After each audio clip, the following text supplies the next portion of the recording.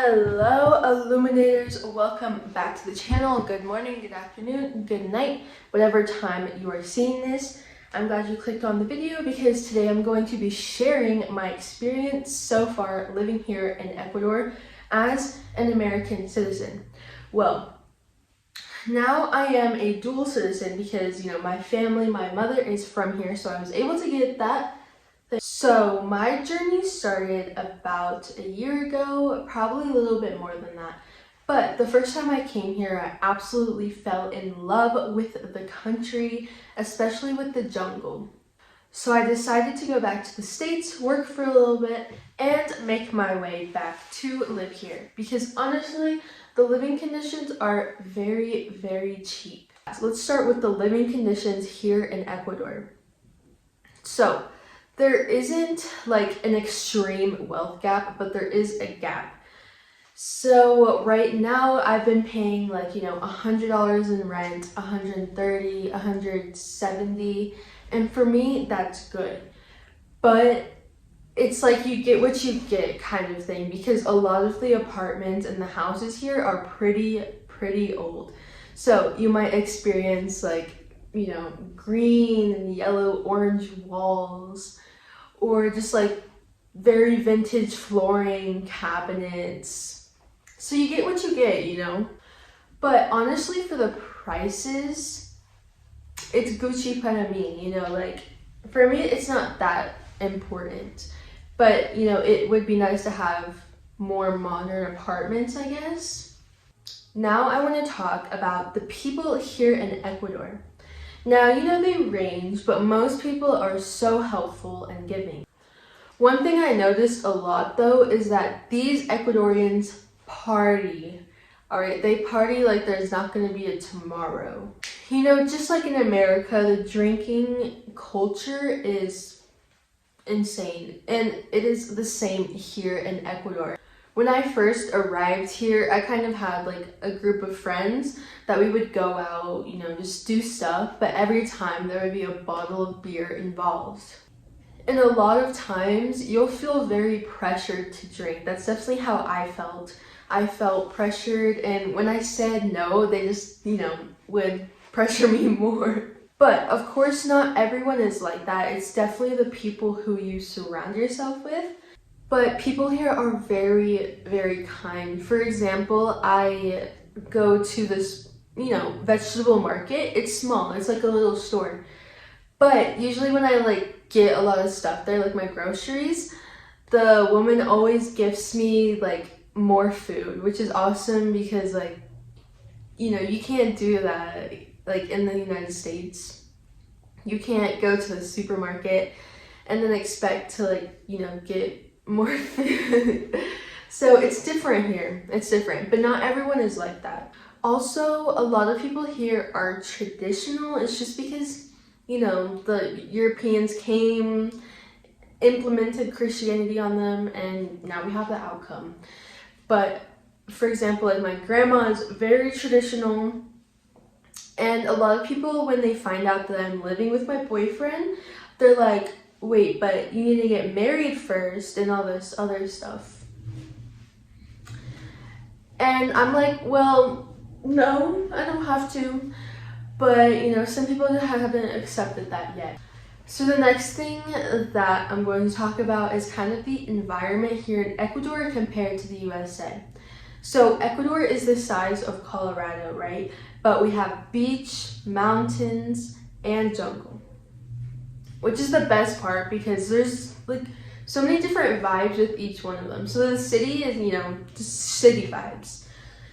And honestly, I prefer the jungle because when I go to the jungle, I swear it's a different universe over there. Another thing too is there's so many plants and mountains, especially flowers, just wild flowers growing everywhere. So usually I'll go outside and pick some and then put them in my flower vase. There was a period of time for 2 or 3 months when Ecuador was having these power outages, very frequently. So there'd be a schedule time from when you had light to when you didn't have light. So that's one of the downsides, but now like the light is going, it's on, and I'm happy. Another sad downside about living in Ecuador is having to see so many stray dogs in the street. It's actually insane. Like there's a stray dog everywhere that you see. But honestly, it's pretty chill here. Like no one really cares what you do. One of the major upsides of Ecuador is that the food here is absolutely amazing. It is so delicious and it has like its personality, especially like encebollado, like, yes.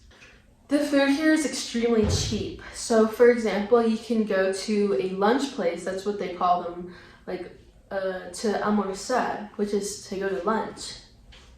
And you can get a soup, a juice, and a big plate of rice, beans, salad, chicken, meat, whatever, for $2 to $3. That's insane. But of course, you know, there is a gap, but not a huge one, like in the United States. So, you know, it ranges, but usually in the city, there's more expensive food than, you know, in the jungle or in the mountains, stuff like that. Just like every country, you know, the work environment here kind of sucks, you know. Like my boyfriend had to go through a horrible experience where they were basically paying him under the table without him knowing and paying him less and making him do more work. Like that's an example of how the work environment here is. So if you're coming to Ecuador, it's going to be hard to find a job, but it is a little hard here because they get paid very little, like $2 to $3 an hour.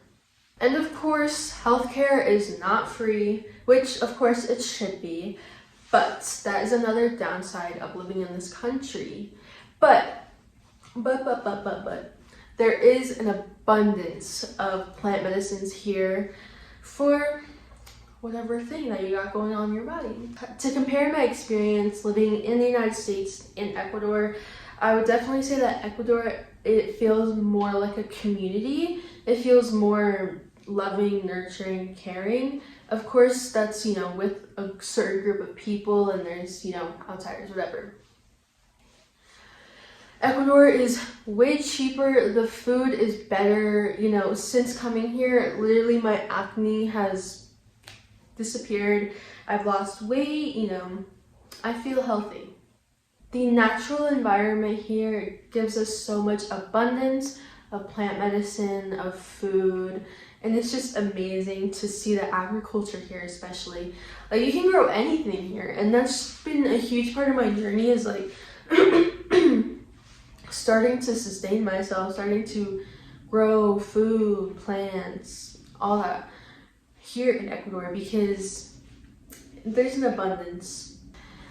And one major difference here is the living conditions are super cheap. I'm paying like $150 for rent in my 2-bedroom apartment. Over there in the States, that's one of the big reasons why I had to leave the States. It's because I didn't have money to go live in an apartment by myself, and I definitely wanted to get out of my parents' house. And you know, of course, rent there varies, but it can be a lot. So this has been kind of an overview of my time here in Ecuador, and I hope that, you know, if you're planning to come to Ecuador, that this convinces you a little bit because it's amazing here. The energy, the love, it's a different frequency, you know what I mean? Like, let me know if you guys are gonna come down here soon, and I'll definitely help you pick out your travel plans. So I hope you guys enjoyed this video, and I'll definitely be making more content in these days. So bye, bye, bye, bye.